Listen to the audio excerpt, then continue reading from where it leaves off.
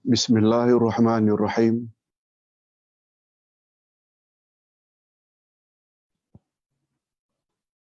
Alhamdulillah nahmaduhu wa nasta'inuhu wa nastaghfiruh. Wa na'udzu billahi min syururi anfusina wa min sayyiati a'malina. May yahdihillahu fala mudilla lahu wa may yudlil fala hadiyalah. Asyhadu an la ilaha illallah wahdahu la syarikalah wa asyhadu anna Muhammadan abduhu wa rasuluh la nabiyya ba'dah. Allahumma salli wa sallim ala nabiyyina Muhammad wa ala alihi wa sahbihi ajma'in, amma ba'd. Hadirin dan hadirat serta para pemirsa yang saya hormati, Assalamualaikum warahmatullahi wabarakatuh. Alhamdulillah, kita bersyukur kehadirat Allah Azza wa Jalla. Berkat taufiknya kita masih lagi diberi oleh Allah peluang untuk menambah ilmu yang berkaitan dengan akidah. Pembahasan kita pada hari ini adalah tentang rukun iman yang keempat, yaitu iman kepada kitab Allah.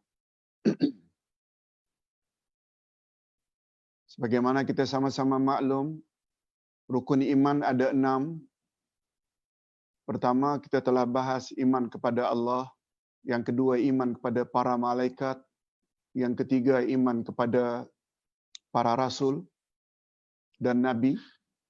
Dan yang keempat hari ini, iman kepada kitab-kitab Allah.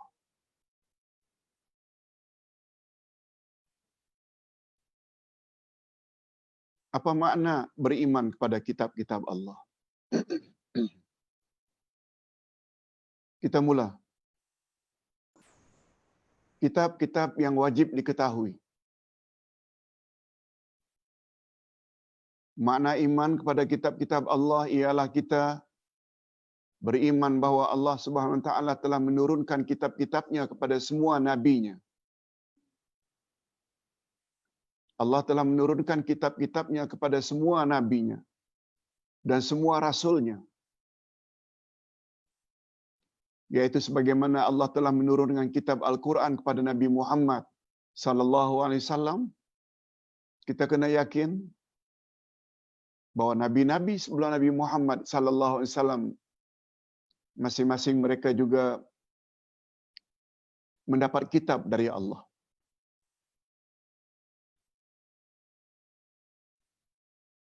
Dan di antara kitab-kitab tersebut ada yang nama-namanya disebut oleh Allah di dalam Al-Quran. Dan ada pula yang tidak disebut namanya. Tentang kitab-kitab tersebut, berapa banyaknya, apa namanya, Allah telah sebut dalam Al-Quran. Dan ada juga kitab-kitab yang Allah tidak sebut. Pokoknya setiap nabi dan rasul ada kitab. Dan di antara kitab-kitab tersebut ada yang nama-namanya disebut oleh Allah dalam Al-Quran.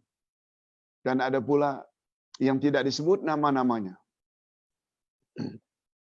Ini sebagaimana halnya dengan para rasul. Sebagaimana disebutkan nama mereka, sebahagiannya disebut nama mereka, dan sebahagian lagi tidak disebutkan. Kita dah jelaskan perkara ini dalam pertemuan yang lalu. Allah sebut, ada di antara para rasul yang kami sebutkan nama-nama mereka, walam naqsusuhum, dan ada pula yang kami tidak sebut nama-nama mereka.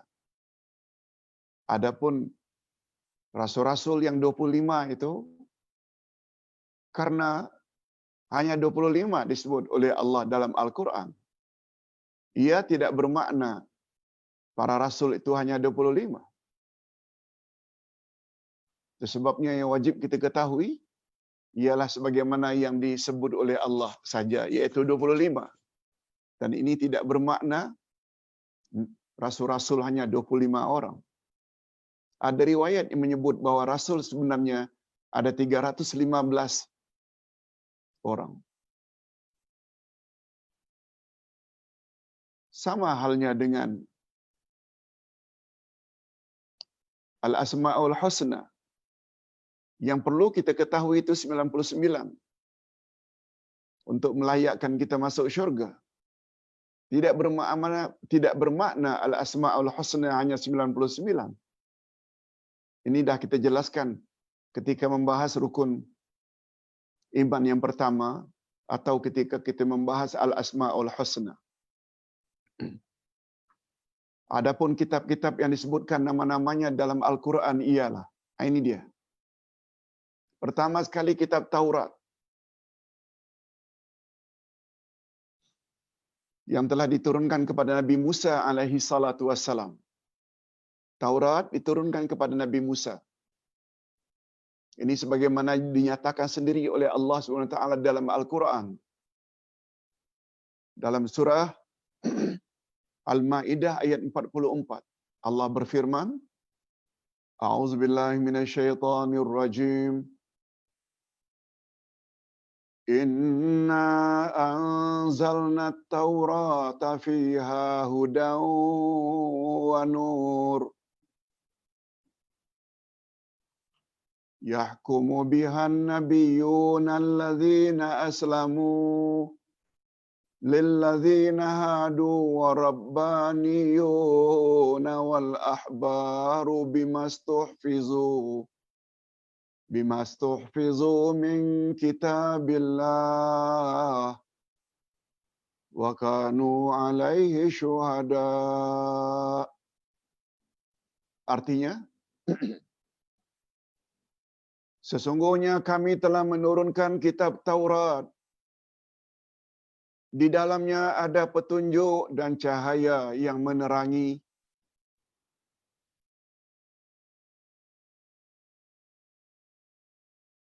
Yang dengan kitab itu diputuskan perkara-perkara orang Yahudi oleh nabi-nabi yang menyerah diri kepada mereka, oleh orang-orang alim mereka dan pendeta-pendeta mereka, disebabkan mereka diperintahkan memelihara kitab-kitab Allah dan mereka menjadi saksi terhadapnya.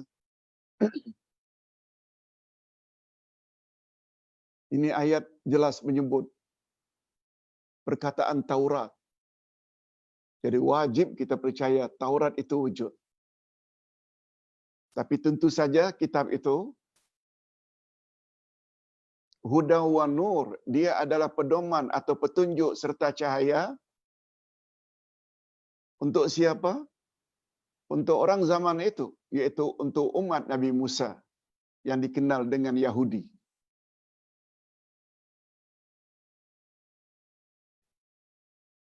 Yang kedua, kitab yang disebut dalam Al-Quran, Injil, yang diturunkan kepada Nabi Isa alaihi salam. Ini sebagaimana dinyatakan oleh Al-Quran. Coba, semuanya disebut dalam Al-Quran. Di sinilah nanti kita akan terasa betapa penting dan perlunya kita memahami Al-Quran. Nanti kita akan bahas dengan panjang lebar apa makna iman pada Al-Quran. Ini pembahasan khas pada minggu hadapan, yaitu bahagian kedua, bahagian terakhir, iman kepada kitab-kitab Allah. Cuma Injil ini pula untuk siapa? Ini disebut oleh Allah. Wa qaffayna ala atharihim bi Isa bin Maryam musaddiqan lima baina yadayhi minat Taurah wa atainahu al-Injila fihi hudan wa nur wa musaddiqan lima baina yadayhi minat Taurah wa hudan wa mau'izatan lil muttaqin. terjemahan ayat. Dan kami iringkan jejak mereka. Siapa maksudnya jejak mereka? Yaitu nabi-nabi Bani Israel. Kami iringi jejak mereka, yaitu nabi-nabi Bani Israel, dengan nabi berikutnya, yaitu Isa putra Maryam. Untuk membenarkan kitab yang sebelumnya. Jadi kitab demi kitab diturunkan oleh Allah adalah untuk membenarkan kitab sebelumnya. Sebab semua kitab datangnya daripada Allah. Jadi Injil diturunkan untuk membenarkan kitab sebelumnya, yaitu Taurat. Dan kami telah memberikan kepadanya kitab Injil. Memberi kepadanya, yaitu kepada Isa putra Maryam, nama kitab lain, yaitu kitab Injil. Sedangkan di dalamnya ada petunjuk dan cahaya yang menerangi dan membenarkan kitab sebelumnya, yakni kitab Taurat, dan menjadi petunjuk dan pengajaran untuk orang-orang yang bertakwa.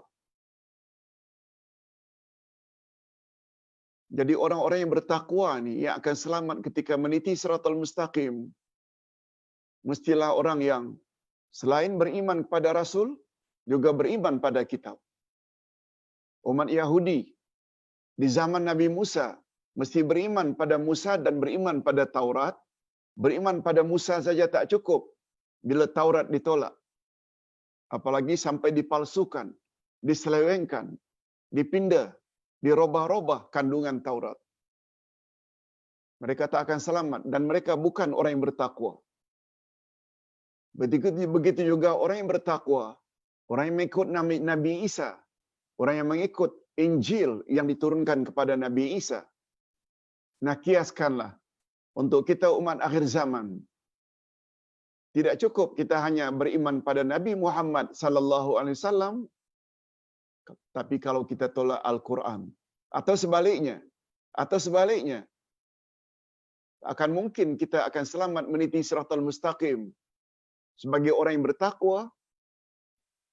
Andai kata kita pegang Quran, kita ambil Quran tapi kita tolak Nabi Muhammad sallallahu alaihi wasallam. Menolak hadis Nabi sama dengan menolak Nabi Muhammad. Sebab hadis Nabi adalah kalamur Rasul. Itu sebabnya Ustaz selalu sebut-sebut ayat 38 dari surat Al-Baqarah. Golongan ini saja yang tak perlu takut menghadapi masa depan, dan golongan ini saja tidak perlu sedih ketika meninggalkan dunia. Ustaz ulang sekali lagi, sebab bagi Ustaz, siapa yang tidak mengetahui tafsiran dari surat 38 Al-Baqarah ini, dia akan jadi manusia yang tidak tahu hala tuju dalam hidup ini. Tidak tahu ke mana dia akan, apa yang patut dia buat. Dia tak akan tahu kalau dia tidak faham tafsir ayat 38 Al-Baqarah. Kita ulang sejenak untuk pemantapan. Apa kata Allah?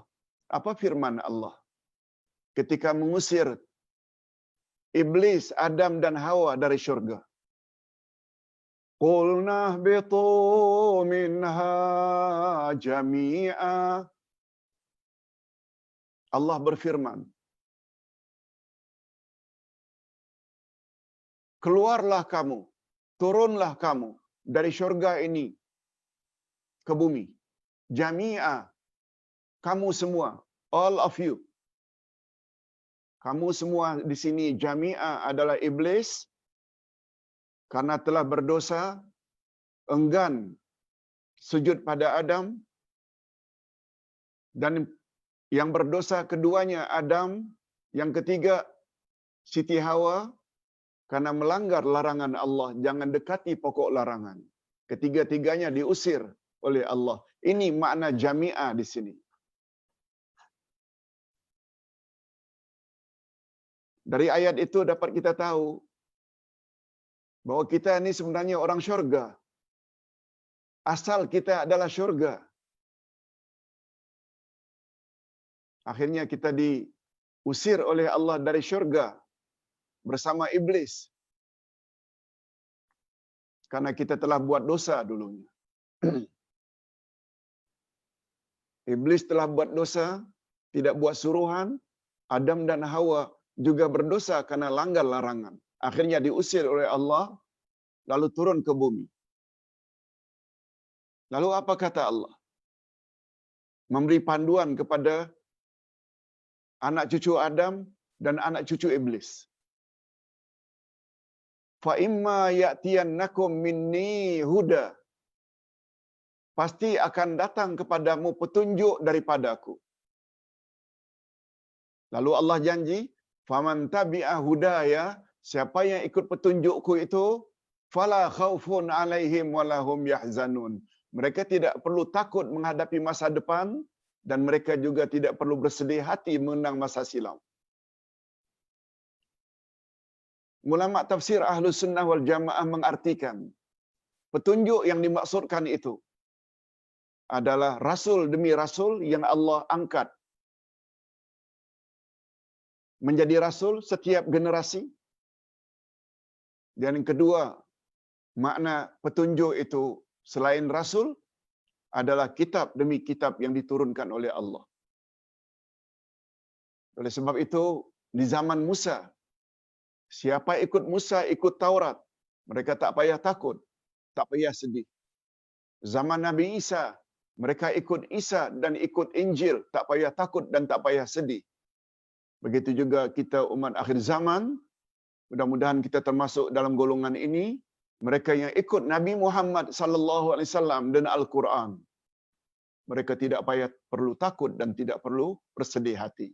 Ingat, ada beza antara takut dengan sedih. Takut tujuannya adalah lil mustaqbal. Lil mustaqbal maknanya untuk future. Kita tak perlu takut menghadapi masa depan. Sedih pula mengenang masa silam. Nah, untuk kita yang hidup saat ini, future kita yang kita tak perlu merasa takut, sakaratul maut. Menghadapi pertanyaan mukar wa nakir. Itu semua masa depan kita. Ibu bapa kita, nenek moyang kita, mereka telah melalui itu. Kita belum, sebab kita belum mati. Sakaratul maut, pertanyaan mukar wa nakir, hari berhisab, timbang menimbang amalan, meniti siratal mustaqim, semua kita takut. Tapi apabila dalam hidup ikut Rasulullah dan ikut Al-Quran, tak payah takut. Kata Allah, Allah yang sebut dalam ayat tadi, fala khaufun alaihim, mereka tak payah takut. Walahum yahzanun, dan mereka tak perlu bersedih hati. Apa sebab? Karena di dunia dulu, kita memang sudah pun ikut Quran dan sunnah Nabi sallallahu alaihi wasallam. Siapa yang tidak tahu tafsiran ayat ini, dia akan jadi orang yang senantiasa ikut hawa nafsu. Senantiasa akan kejar dunia dan dunia. Tak kira bagaimanapun caranya untuk mendapatkan dunia. Dunia dengan maksud pangkat ke, jadi pemimpin ke, dapat harta banyak ke, itu maknanya dunia saja yang difikirkannya. Tak takut mati. Petunjuk dan pedoman yang ada dalam Quran tak dipedulikan. Itu sebabnya ada manusia yang kita selalu sebut, makin tua makin jadi. Hati-hati terhadap golongan tersebut. Ini yang dimaksudkan oleh ayat itu. Jangan macam itu. Baik, kita teruskan. Pertama, kitab Taurat disebut dalam ayat tadi. Injil juga disebut dalam ayat tadi. Yang ketiga, Zabur. Kitab Zabur ini diturunkan kepada Nabi Daud alaihi salam. Ini berdasarkan firman Allah. Ini berdasarkan firman Allah. Coba lihat, semua yang kita sebut ini ada dalil-dalilnya. Itu sebabnya tadi Ustaz ingin mengingatkan, jangan dianggap sepele, jangan dianggap ringan, jangan dianggap enteng. Alah Ustaz, kami dah tahu dah. Taurat, Injil, Zabur, Quran. Dah percaya dah. Betul, awak dah percaya. Tapi awak tahu ke ada ayat-ayat yang menyebutkan itu?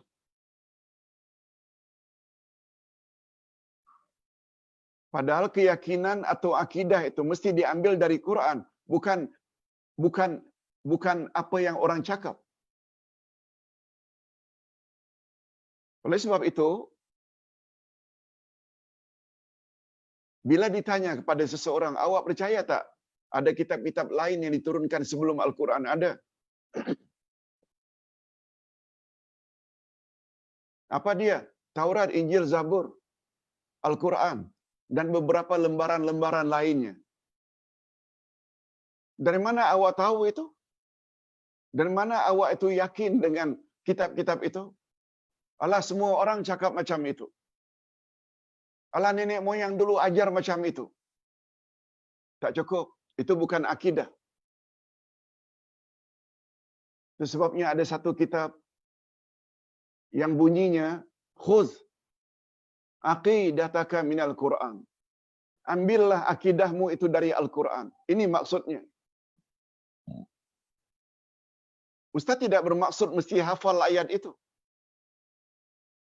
Ganti daripada semua orang cakap begitu. Banyak orang cakap begitu. Nenek moyang cakap begitu. Itu bukan landasan akidah. Itu namanya taklid. Kita mau ittiba. Ittiba maknanya kita ikut, tapi kita juga tahu dalilnya dari Al-Quran dan Sunnah Nabi. Bukan hafalnya. Tahu. Ini dia ayatnya. Di sini bezanya kita belajar akidah sekarang ini dengan kita belajar akidah dulu-dulu. Dulu pakai hafal saja. Taurat, Injil, Zabur, Quran. Hari ini kita kena yakin.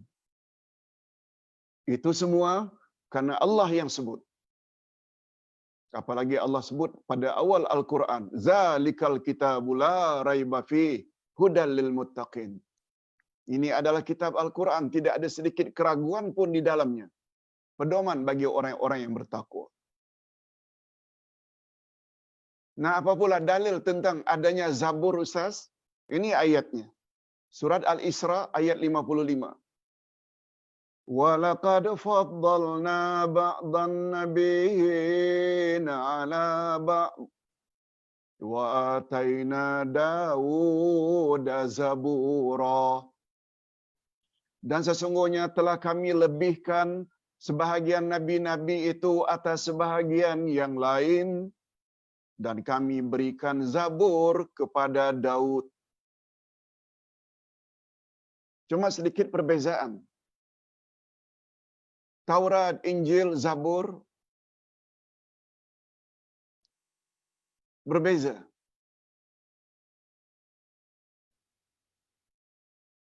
Taurat, Injil, Al-Quran itu namanya kitab yang mengandung syariat. Syariat maknanya ketetapan-ketetapan hukum hakam. Ada halal, ada haram, ada boleh, ada tak boleh. Ada perintah, ada larangan. Itu namanya kitab-kitab syariat. Zabur tidak. Zabur bukan kitab syariat. Zabur hanya mengandung puji-pujian terhadap Allah. Sanjungan terhadap Allah.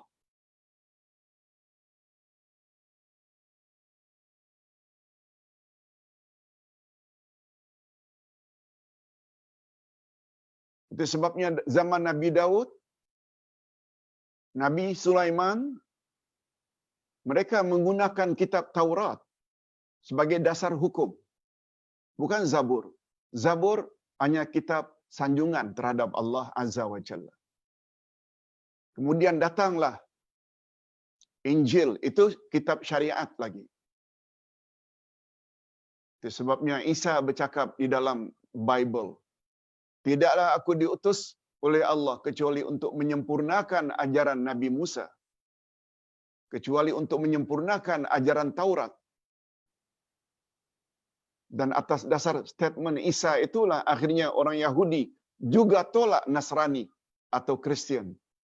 Sebab mereka sudah terlanjur declare bahwa mereka lah the chosen one. Mereka lah orang yang terbaik. Isa pula Rasul sesudah Musa ini, walaupun dapat kitab syariat, mendakwa kononnya kedatangan Injil untuk menyempurnakan Taurat. Mereka tak mau menggunakan, tidak mau terima istilah Injil menyempurnakan kitab Taurat. Itu memberi isyarat bahwa Taurat itu tidak sempurna lagi. Perlu disempurnakan oleh Injil. Itu sebabnya Yahudi. Mereka bukan hanya tolak Islam. Mereka juga tolak Nasrani Kristian. Sebab mereka ada declare, isytiharkan, telah buat statement bahwa Yahudi adalah umat yang paling mulia di atas muka bumi ini. Okey, sekarang kita berpindah ke kitab yang keempat, yaitu kitab Al-Quran yang diturunkan kepada Nabi Muhammad sallallahu alaihi wasallam. Ini sebagaimana dijelaskan oleh Allah di dalam Al-Quran sendiri, yaitu surat Al-Kahfi ayat 1 dan 2.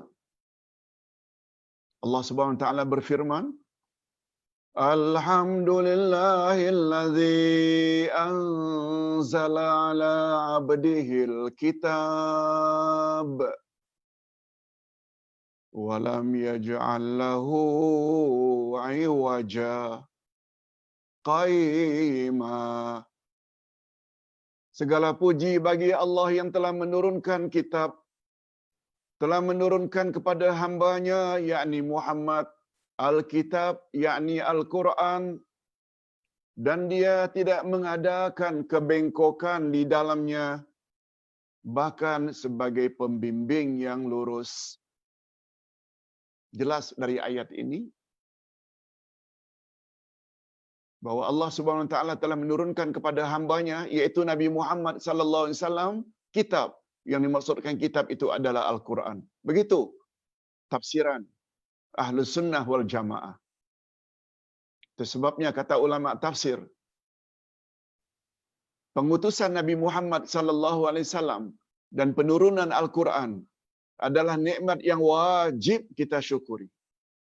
Yang wajib kita syukuri. Dari mana isyarat supaya kita berterima kasih, bersyukur? Isyaratnya ditandakan oleh perkataan Alhamdulillah di hadapan hamba dan kitab itu. Alhamdulillahillazi anzala ala abdihil kitab. Segala puji bagi Allah yang telah menurunkan ke atas hamba-Nya Muhammad dan kitab Al-Quran. Ini yang dalam kaedah ilmu tafsir, ismul masdar bima'nal amar. Bentuk ayat itu, bentuk perkataan itu, noun atau kata benda, segala puji bagi Allah. Alhamdulillah, segala puji itu noun. Tapi dia membawa makna amar, iaitu perintah. Pujilah Allah, sanjunglah Allah, berterima kasihlah kepada Allah yang telah menurunkan ke atas Nabi Muhammad kitab Al-Quran. Ini memberi isyarat, karena kedua-dua nikmat ini, yaitu pengutusan Nabi Muhammad dan penurunan Quran terletak setelah Alhamdulillah, ini memberi isyarat bahawa dua perkara tersebut adalah nikmat yang wajib disyukuri.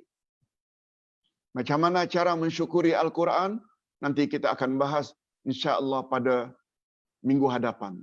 Itu ada pembahasan khusus. Baik. Malah kita bukan hanya percaya kepada 4 kitab tadi. Juga suhuf-suhuf. Suhuf maknanya lembaran-lembaran. Dia bukan dalam bentuk kitab, tapi suhuf. Nabi Musa alaihi salatu wassalam bukan hanya terima Taurat, tapi juga terima suhuf-suhuf.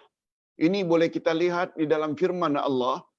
Pada umumnya kita hafal surah ini atau ayat ini, surat Al-A'la, yaitu Sabbihisma Rabbikal A'la, ayat 14 hingga 19. Apa firman Allah? Qad aflaha man tazakka wa dzakara isma rabbih fasalla Bal tu'sirunal hayatad dunya wal akhiratu khairu wa abqa.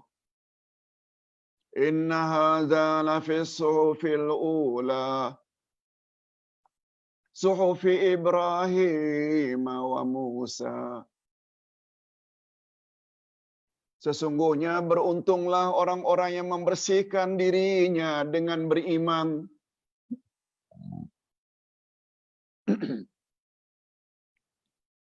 Rupanya dengan beriman ni bermakna kita telah membersihkan diri kita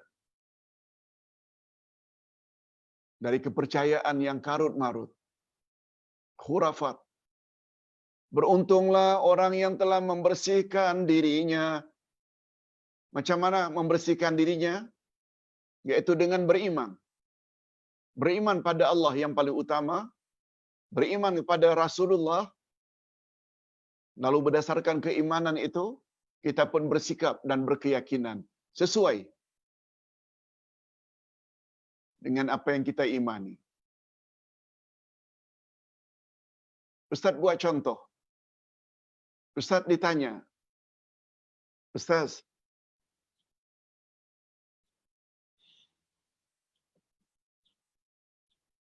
bila tali pusat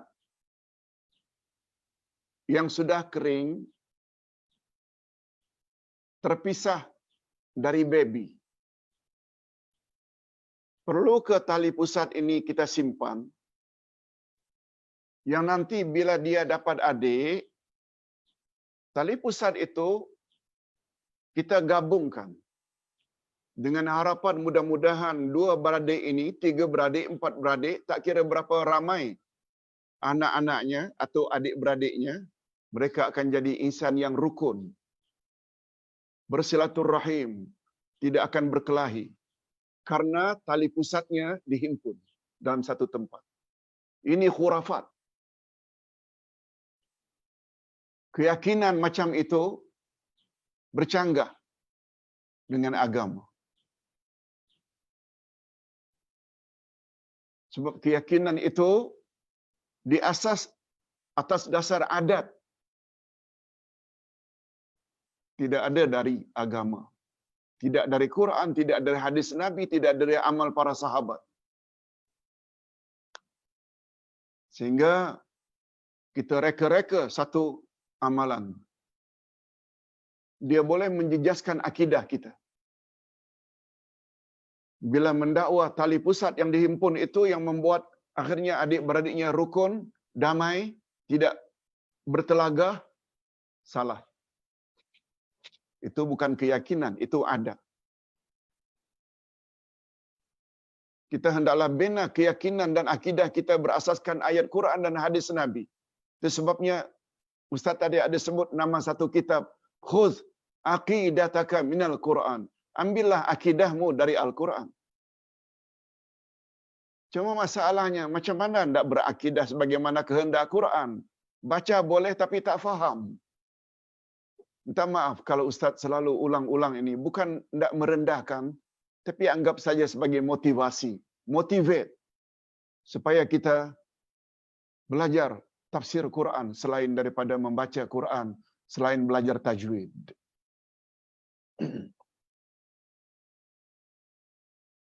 Ustaz ulang sekali lagi.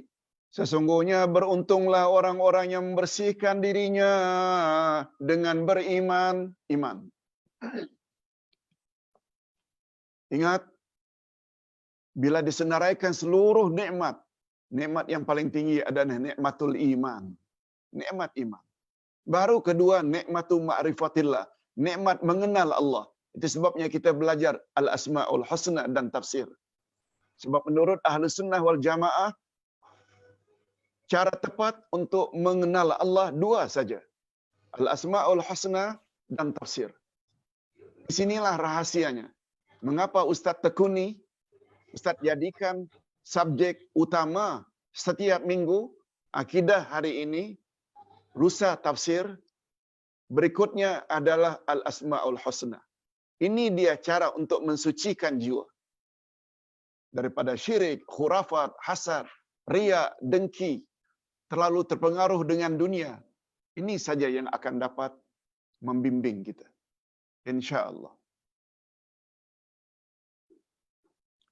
Sesungguhnya beruntunglah orang-orang yang membersihkan dirinya dengan beriman dan dia ingat nama Tuhannya. Nah, nama Tuhannya Al-Asmaul Husna. Lalu dia salat karena keyakinannya, keimanannya bahwa salat itu Allah wajibkan, lalu dia salat. Coba tengok berapa baiknya. Insan macam ini nih, Allah kata, mereka inilah yang akan beruntung. Tetapi apa kata Allah?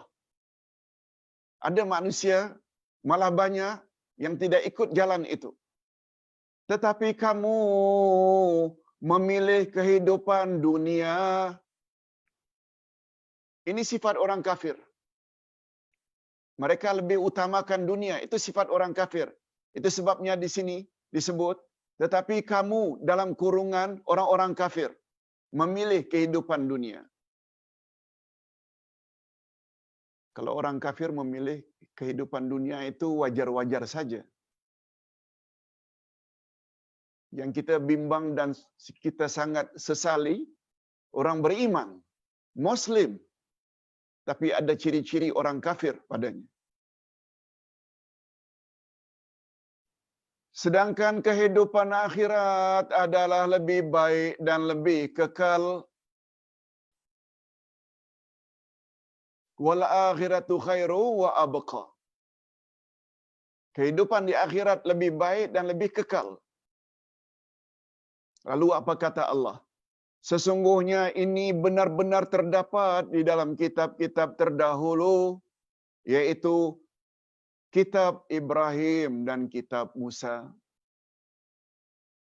Kitab di sini ini dengan maksud suhuf, yaitu lembaran-lembaran. Kalau kitab untuk Musa itu namanya Taurat. Sedangkan lembaran-lembaran selain daripada Taurat namanya suhuf. Nabi Ibrahim juga punya. Dan nabi-nabi yang lain. Okey. Demikianlah beberapa kitab atau suhuf yang telah disebutkan dengan jelas nama-namanya di dalam Al-Quran. Kitab apa tadi? Taurat, Injil, Zabur, Al-Quran, dan suhuf. Tadi kita sudah sebutkan bahawa setiap Nabi ada kitab dan suhuf. Setiap Nabi ada kitab. Cuma kitab-kitab mereka itu tidak disebut oleh Allah dalam Quran. Bagaimana sikap kita terhadap yang tidak disebut? Ini dia penjelasannya. Demikianlah beberapa kitab atau suhuf yang telah disebutkan dengan jelas nama-namanya di dalam Al-Quran. Adapun tentang kitab-kitab yang lain yang telah diturunkan oleh Allah kepada rasul-rasulnya, dan Allah tidak pula menjelaskan namanya masing-masing. Allah hanya mengkhabarkan bahawa dia telah menurunkan kitab kepada tiap-tiap mereka. Pada tiap-tiap mereka. Dari mana kita tahu? Lagi-lagi dalam Al-Quran disebut. Ini sebagaimana firman Allah. Cuba dengar baik-baik.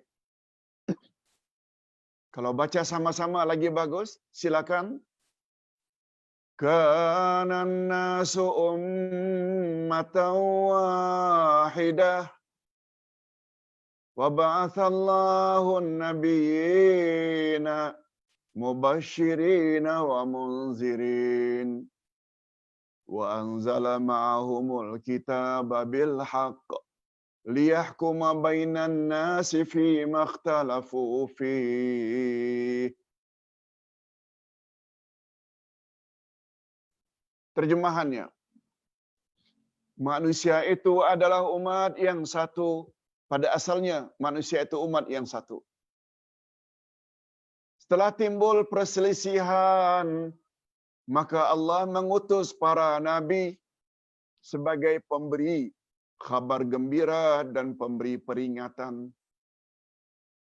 Pemberi kabar gembira maknanya amal ini, nanti kamu akan bahagia masuk syurga.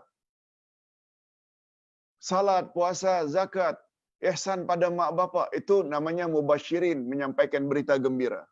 Jangan berzina, jangan berjudi, jangan rasuah, jangan durhaka pada mak bapak. Itu namanya inzar, memberi peringatan. Sebab bila kamu buat terus, lalu tidak tobat-tobat, tempatmu neraka. Itu namanya inzar. Kita dah sebut ketika membahas tentang tugas utama para rasul. Dan Allah menurunkan bersama mereka kitab yang benar mereka, yaitu berbalik pada nabi-nabi tadi. Semuanya diberi oleh Allah kitab untuk memberi keputusan di antara manusia tentang perkara yang mereka perselisihkan.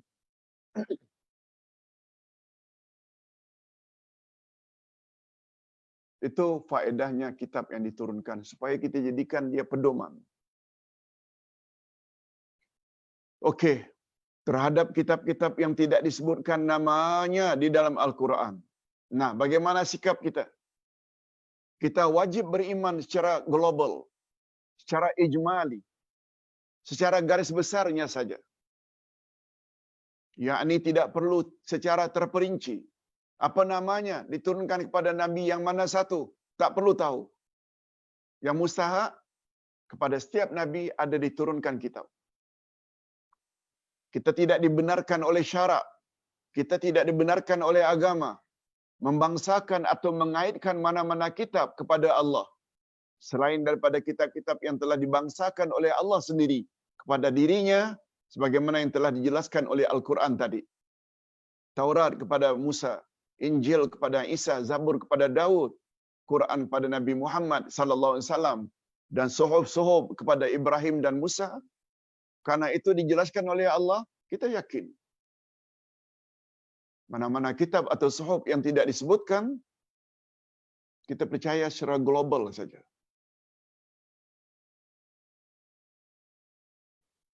Sebagaimana kita wajib mempercayai atau beriman bahawa semua kitab-kitab tersebut diturunkan dengan benar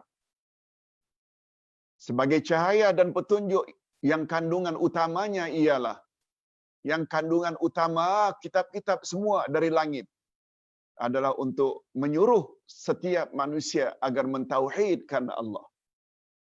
Mentauhidkan Allah, mengesahkan Allah. Sama ada tauhid rububiyah atau tauhid uluhiyah atau tauhid asma wa sifat. Hakikat ini dapat kita lihat dengan jelas sebagaimana yang telah dikhabarkan sendiri oleh Allah di dalam ayat-ayat di atas. Antara lain surat Al-Maidah ayat 44, surat Al-Maidah ayat 47. Antara lain, wa man lam yahkum bima anzalallahu fa ulaika humul fasiqun. Siapa yang tidak berhukum dengan hukum Allah, merekalah orang fasik. Wa man lam yahkum bima anzalallahu fa ulaika humul az-zalimun. Siapa yang tidak berhukum dengan hukum Allah, merekalah orang zalim. Siapa yang tidak berhukum dengan hukum Allah, merekalah orang kafir. 3 ayat disebut berturut-turut oleh Allah. Tak berhukum dengan Quran, fasik. Maknanya durhaka. Tak berhukum dengan Al-Quran, mereka kafir. Tak berhukum dengan Al-Quran, mereka zalim. Itu ada penafsiran tersendiri. Mengapa disebut kafir? Mengapa disebut fasik? Mengapa disebut zalim? Kalau Ustaz boleh jelaskan sedikit saja. Wa man lam yahkum bima anzalallahu fa ulaika humuz zalimun. Siapa yang tidak berhukum dengan hukum Allah sebagaimana yang tertera di dalam kitab-kitabullah bagi kita umat akhir zaman, iaitu Al-Quran, merekalah orang yang zalim.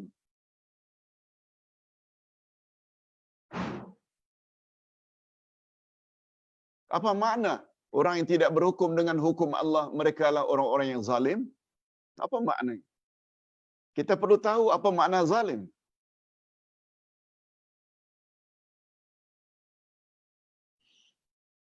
Lawan zalim adalah adil.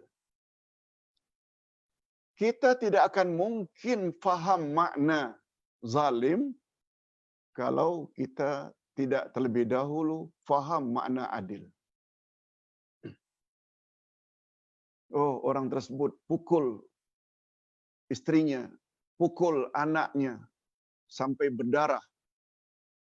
Oh, orang tersebut telah tuduh orang tersebut tanpa bukti lalu dipenjarakan.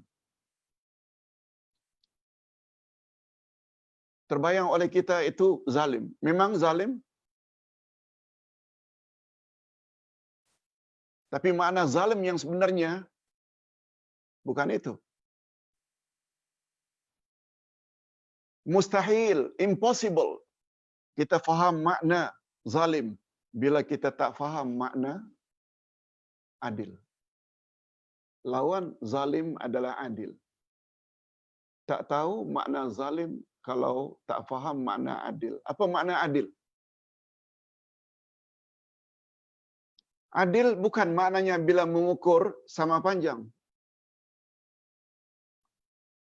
Bila membagi sama banyak. Bila menimbang sama berat. Bukan. Walaupun itu juga termasuk adil. Ini orang-orang yang memperjuangkan keadilan. Perlu faham makna adil. Adil dalam Islam maknanya meletakkan sesuatu pada tempatnya. Meletakkan sesuatu pada tempatnya. Umpamanya anak kita ada umur 5 tahun, ada umur 10 tahun, ada umur 15 tahun. Kita beli baju di mall ke atau di mana-mana, kita beli saiznya sama. Kononnya hanya itu yang namanya adil. Mesti sama. Saiznya sama. Padahal anak ada yang 5 tahun, ada yang 10 tahun, ada 15 tahun. Bukan adil namanya. Bila semuanya kita beli dengan saiz S, small, atau M, medium, atau large. Bukan adil.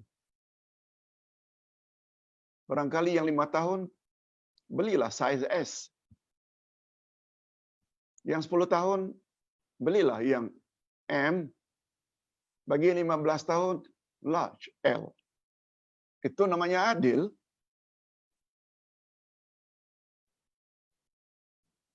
Anak yang 5 tahun, 10 tahun, 15 tahun, semuanya laki-laki. Pergi ke Wisma Yakin, beli songkok. Saiznya sama. Padahal ada yang besar, ada yang kecil. Ada yang sedang. Anak pula ada yang agak putih, ada yang agak hitam. Lalu kita beli colornya yang sama.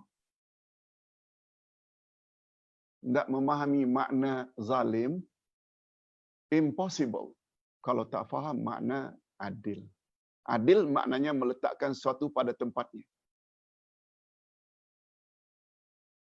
Kita langsung saja kepada mengapa bila tidak berhukum dengan Quran dikatakan orang itu telah berbuat zalim. Hadirin dan hadirat serta para pemirsa yang saya hormati.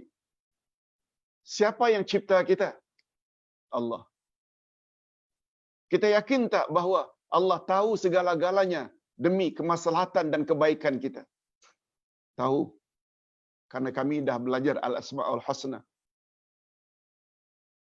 Kalau kita yakin Allah SWT tahu kebaikan untuk kita di dunia dan di akhirat.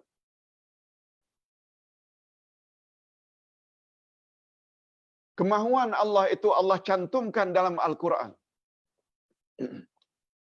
Adil tak namanya?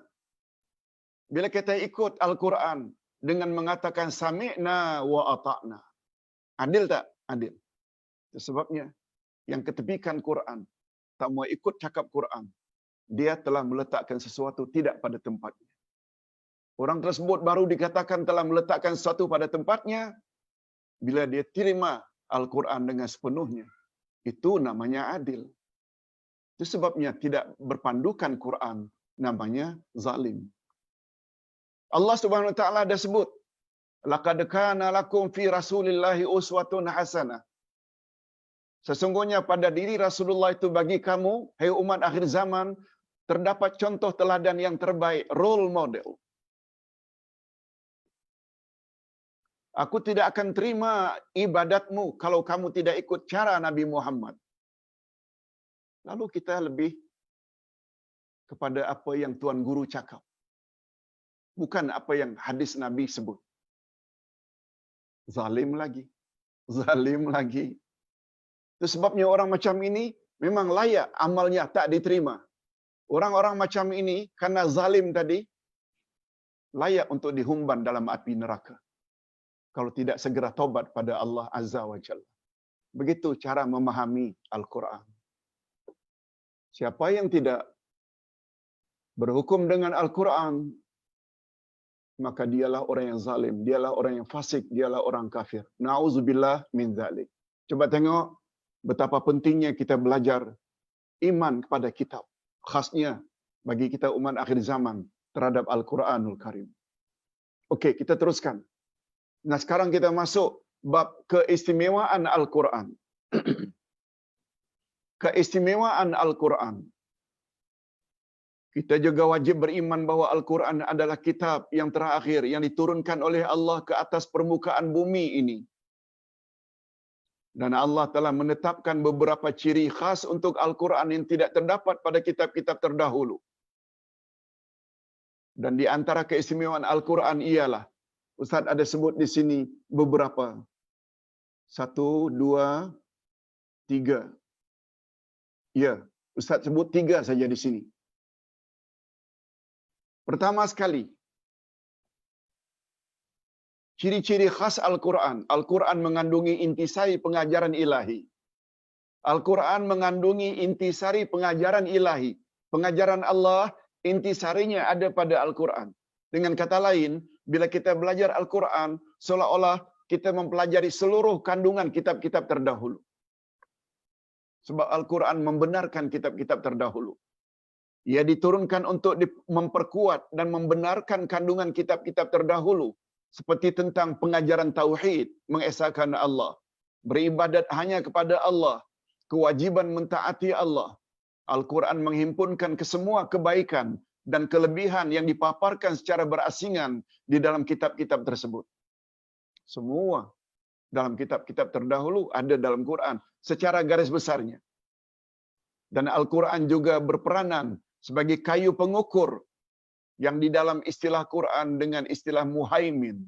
Sebagaimana kita nanti belajar, muhaimin juga salah satu daripada nama Allah.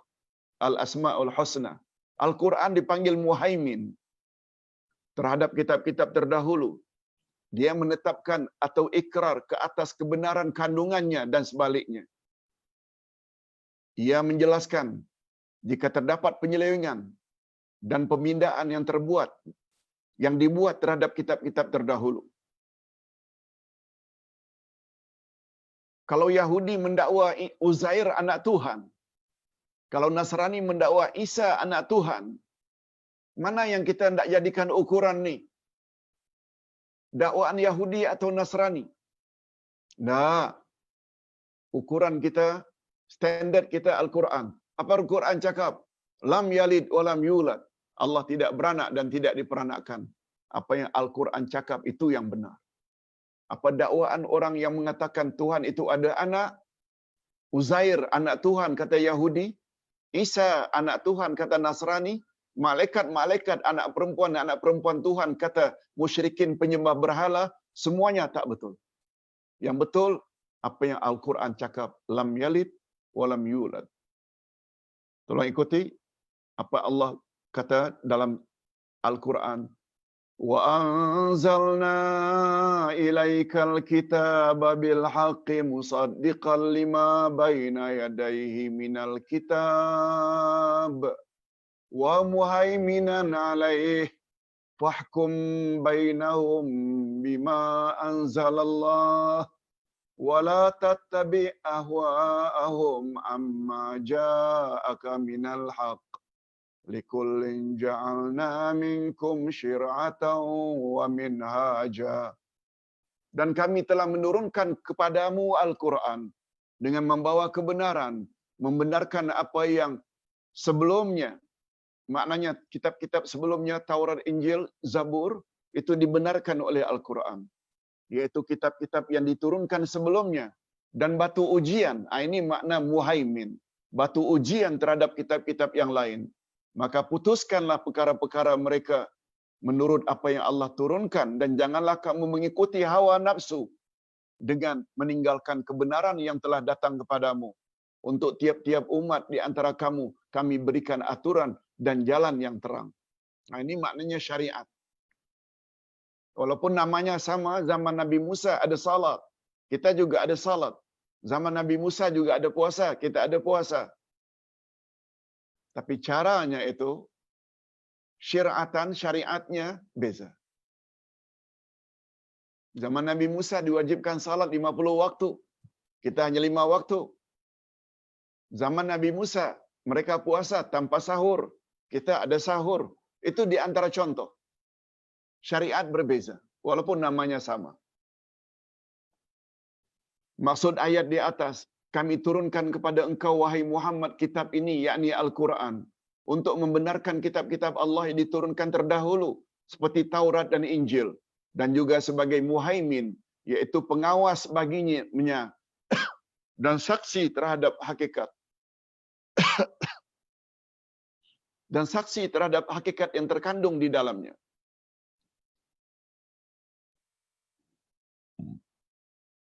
Itu sebabnya kalau orang-orang Nasrani mendakwa Trinity, Tuhan Bapa, Tuhan Anak, Rohul Kudus, Tuhan itu satu tapi tiga, tiga tapi satu, dibantah oleh Al-Quranul Karim dengan mengatakan at-taslisu syirkun, bahwa pahaman Trinity itu, Tuhan itu tiga, itu adalah syirkun, syirik. Itu maksudnya.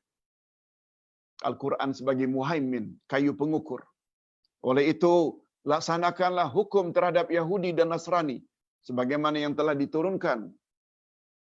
Sebab kami turunkan kepadamu. Dan jangan sekali-kali kamu mengikuti hawa nafsu mereka yang ingin menyimpang daripada kebenaran yang telah diturunkan kepadamu. Karena bagi tiap-tiap umat, kami telah tetapkan syariat dan peraturan amalan yang berbeza-beza. Sebabnya,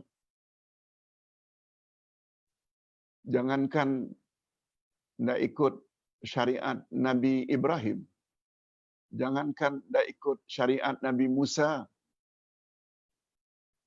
itu tak boleh. Sebab kita mesti ikut syariat Nabi Muhammad sallallahu alaihi wasallam. Lebih-lebih lagi lah, tidak ikut kiai ini, habib ini, ulama itu. Yang apabila didatangkan hadis Nabi yang sahih, ditolak karena ikut ulama, kiai dan guru-guru itu. Ikut Nabi terdahulu saja tak boleh. Bergeral wali ke dia. Jangan lupa kata-kata Imam Asy-Syafi'i menunjukkan beliau yakin, iktiraf, beliau tidak maksum. Walaupun ilmunya sangat mendalam. Apa kata Imam Asy-Syafi'i? Ra'yi 'ala as-shawab yahtamilu al-khata', wa ra'yu ghairi 'ala al-khata' yahtamilu as-shawab. Ingat selalu kata-kata ini. Wahai mereka yang bermazhab Syafi'i. Kata Syafi'i, pendapat aku benar, tapi ada kemungkinan salah. Ada kebarangkalian salah. Setakat ini pendapat aku benar, tapi ada kemungkinan salah. Pendapat selainku salah, tapi ada kemungkinan benar. Coba tengok betapa tawaduk dan rendah dirinya Imam Asy-Syafi'i. Selanjutnya apa kata Syafi'i? Jika pendapat aku bercanggah dengan hadis yang sahih, campak olehmu pendapatku ke tembok. Ambil hadis yang sahih. Apa makna ini? Imam kita punya pandangan macam itu. Walaupun ilmunya sangat mendalam, tapi tetap tawaduk. Kita tidak. Bila datangkan ayat Quran, hadis Nabi, tidak. Guru saya lebih tahu. Oh, bahaya. Sikap macam itu bahaya. Hadirin dan hadirat rahimakumullah. Yang kedua, ciri-ciri khas Al-Quran. Al-Quran adalah satu-satunya kitab Rabbani, yaitu kitab Allah, yang mendapat jaminan Allah akan terpelihara dari segala bentuk penyelewengan dan pemalsuan hingga ke hari kiamat. Ini satu-satunya kitab yang tidak ada pada kitab-kitab yang lain. Ini sebagaimana Allah sendiri yang sebut. Surat Al-Hujur ayat yang ke-9. Inna nahnu nazzalna dzikra wa inna lahu lahafizun. Sesungguhnya kamilah yang menurunkan Al-Quran, dan sesungguhnya kami benar-benar memeliharanya. Maknanya Quran adalah satu-satunya kitab yang mendapat jaminan daripada Allah. Bila ditanya mengapa?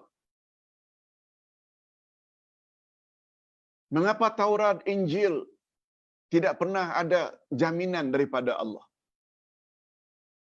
Sebab Taurat bukan kitab yang terakhir. Itu sebabnya peranan kitab Injil adalah untuk menyempurnakan Taurat. Tetapi Quran adalah kitab yang terakhir. Setelah Nabi Muhammad sallallahu alaihi wasallam wafat, tidak ada nabi lagi. Tidak ada wahyu lagi, tidak ada kitab lagi. Atas dasar itu, wajar-wajar saja Al-Quran itu dijamin tidak boleh dipalsukan hingga kiamat. Allahu Akbar. Itu sebabnya kita mesti lihat tahfiz Quran ini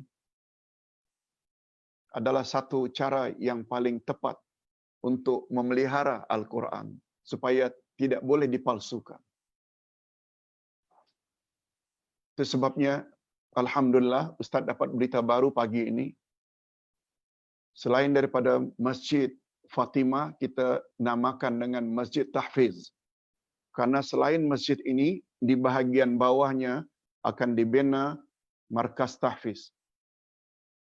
Jadi masjid itu sehari-harian terus berfungsi, berperanan.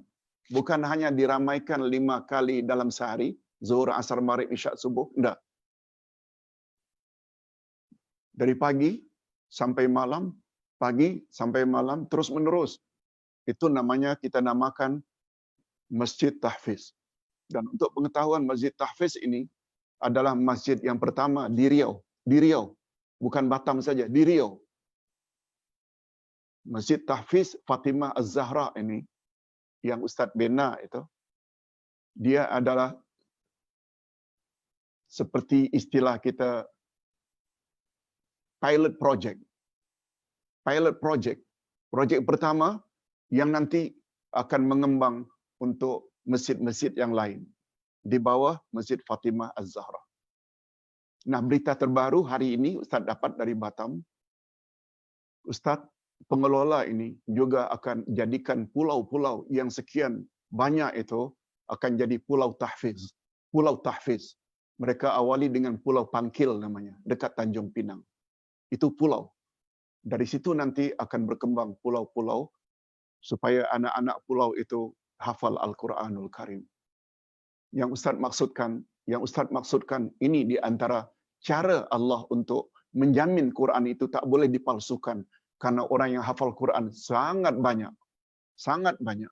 Sehingga tak mungkin Al-Quran itu boleh dipalsukan.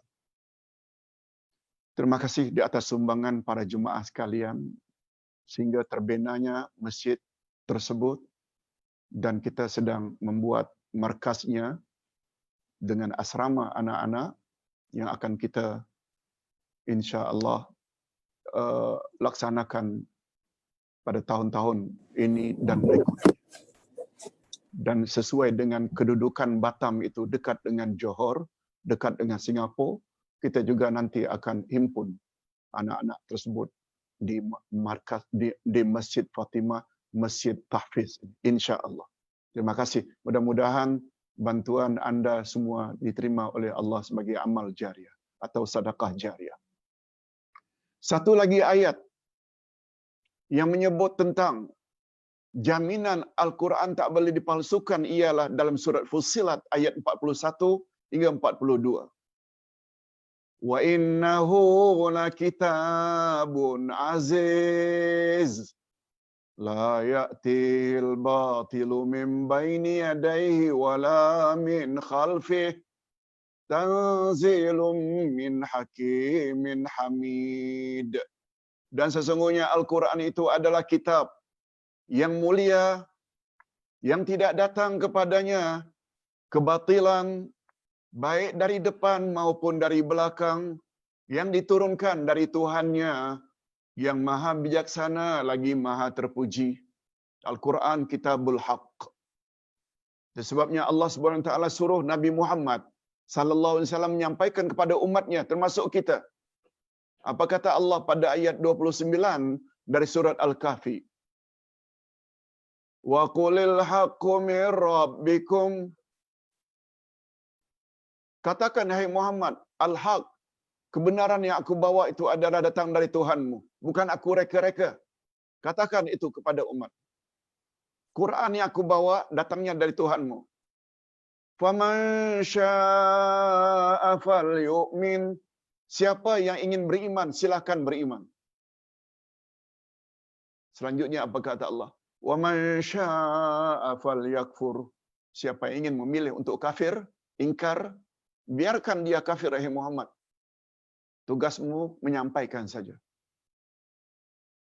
Mereka tanggung sendiri. Mudah-mudahan sekali lagi kita termasuk ke dalam golongan orang-orang yang beriman, menerima sepenuhnya apa yang datang dari Al-Quran sebagaimana penjelasan Nabi Muhammad sallallahu alaihi wasallam. Okey, yang terakhir. Terakhir, ciri-ciri khas Al-Quran. Wajib diikuti kandungannya secara zahir dan batin dan berpegang teguh dengan ajarannya hingga ke hari kiamat. Ini ciri-ciri khas Al-Quran. Ini sebagaimana ditegaskan oleh Allah di dalam kitabnya. Apa kata Allah tentang bab ini? Wa hadza kitabun anzalnahu mubarakun fattabi'uhu wattaqu la'allakum turhamun. Dan Al-Quran itu adalah kitab yang kami turunkan, yang diberkati, maka ikutilah ia dan bertakwalah agar kamu diberi rahmat. Allahu Akbar. Quran adalah kitab yang penuh berkat. Yang dimaksudkan dengan berpegang teguhlah dengan Al-Quran ialah memeliharanya, membacanya tilawah, menghayatinya iaitu tadabbur atau tafsir. Ayat-ayatnya menghalalkan apa yang dihalalkan oleh Al-Quran dan mengharamkan apa yang diharamkan oleh Al-Quran. Melaksanakan suruhannya, menjauhi larangannya, mengambil pengajaran atau iktibar daripada perumpamaannya. Sebagaimana Allah sebut dalam surat Al-Jumu'ah yang ditanya oleh jemaah beberapa hari yang lalu, yaitu pada hari Khamis. Ustaz, apa maknanya ayat 5? Ayat 5 dari surat Al-Jumu'ah. Masalul ladzina yuhammilut Taurata summa lam yahmiluha kamasalil himari yahmilu asfara. Apa maksudnya Ustaz ayat Quran yaitu ayat 5 surat Al-Jumu'ah? Perumpamaan orang-orang yang telah dibebankan ke atasnya kitab Taurat, lalu mereka tidak memelihara kitab Taurat itu. Mereka tak ubahnya seperti keledai yang memikul buku-buku yang tebal. Keledai lalu dipikulkan di atasnya, dia membawa kitab-kitab ke hilir kemudi. Allah Subhanahu wa taala samakan orang-orang Yahudi yang diturunkan Taurat untuk dipelihara, tapi mereka tidak mau pelihara, tak mau amalkan. Mereka tak ubahnya bagaikan keledai. Perumpamaan itu bukan untuk orang Yahudi saja. Sebab kaedah dalam ilmu tafsir, al-ibrah bi umumil alfaz, la bi khususil asbab. Segala pengajaran dalam Quran adalah seumum lafaznya. Ia bukan khas untuk orang yang karenanya ayat itu diturunkan. Betul? Ayat itu diturunkan pada asalnya untuk menghina orang-orang Yahudi, tapi pengajarannya juga diterima oleh orang-orang Kristian apabila mereka tidak amalkan isi kandungan Injil. Juga termasuk umat Islam yang diturunkan kepadanya agar Al-Quran dipelihara tapi tidak diamalkan isi kandungannya. Dibawa ke mana-mana Al-Quran, tapi fahamnya tidak. Sama mereka itu dengan keledai. Kata Allah, minta maaf ya, ini bukan ucapan Ustaz, tapi ucapan Allah dalam Al-Quran. Lihat ayat 5 surat Al-Jumu'ah. Mudah-mudahan kita tidak termasuk ke dalam golongan itu. Amin ya Rabbal Alamin. Beriman dengan ayat-ayatnya yang melaksanakan hukum hakamnya, yaitu ayat muhkamat. Beriman dengan ayat-ayat yang samar-samar maknanya, yaitu ayat mutasyabihat. Ayat Quran ada dua jenis.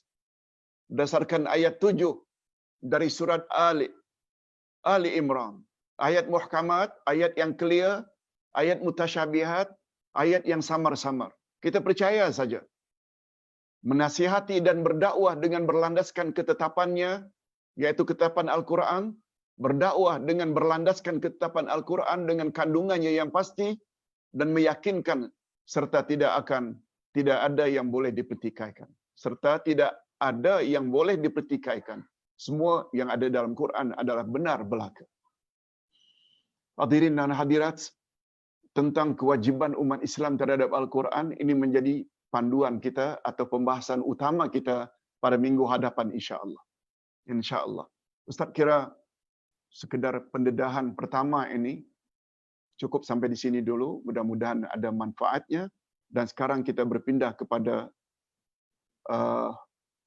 menjawab beberapa soalan.